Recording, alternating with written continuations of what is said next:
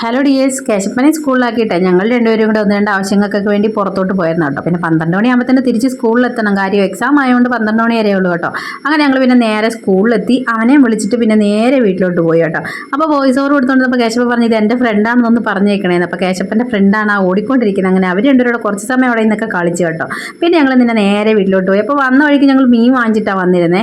അപ്പോൾ വീട്ടിൽ കൊണ്ടുവെക്കാൻ വെളിച്ചെണ്ണ ഇല്ലാത്തതുകൊണ്ട് പിന്നെ നേരെ ഓറഞ്ച് കയറി എണ്ണ വാങ്ങിക്കാൻ വേണ്ടി കയറി. അപ്പോഴത്തേക്കും കേശപ്പൻ അവിടെ പോയി ഓരോ സാധനങ്ങളൊക്കെ എടുക്കുന്നുണ്ട്. പിന്നെ ഞാൻ പറഞ്ഞു സ്കൂൾ അടയ്ക്കാൻ പോവാ, ഇനി ഒന്നും വാങ്ങിക്കണ്ടെന്ന് പറഞ്ഞു കേട്ടോ.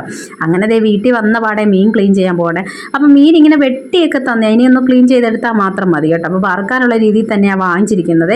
അപ്പോൾ കറി വെക്കുന്നില്ല എന്ന് വിചാരിച്ചു. അങ്ങനെ മസാലയൊക്കെ പുരട്ടി വെച്ചു. ഇഞ്ചി വെളുത്തുള്ളി പേസ്റ്റൊക്കെ ഇരിപ്പുണ്ടായിരുന്നു കേട്ടോ. മുളക് പൊടി, മഞ്ഞൾപ്പൊടി, കുരുമുളക് പൊടി തീർന്നു പോയി. എടുത്ത് പൊടിക്കാനുള്ള മടി കാരണം അത് മാത്രം ഇട്ടില്ല കേട്ടോ. അങ്ങനെ മസാല പുരട്ടി അങ്ങോട്ട് മാറ്റി അങ്ങ് വെച്ച് കഴിക്കാൻ നേരം ആകുമ്പോഴത്തേക്കിനെ വറുത്തെടുത്താൽ മതിയല്ലോ. പിന്നെ ബട്ടറും കേക്കല്ല ബ്രെഡും വാങ്ങിച്ചിട്ട് വന്നിരുന്നു. അപ്പോൾ അത് വേണമെന്ന് പറഞ്ഞ് പിന്നെ ഒരെണ്ണം കൊടുത്ത്, ചോറ് തിന്നുന്ന സമയമായതുകൊണ്ട് എല്ലാം കൂടി കൊടുത്താൽ പിന്നെ ചോറ് കഴിക്കത്തില്ല. അപ്പോൾ രാവിലെ അവിയലും തോരനും മോരേറിയൊക്കെ വെച്ചിട്ട് പോയായിരുന്നേ.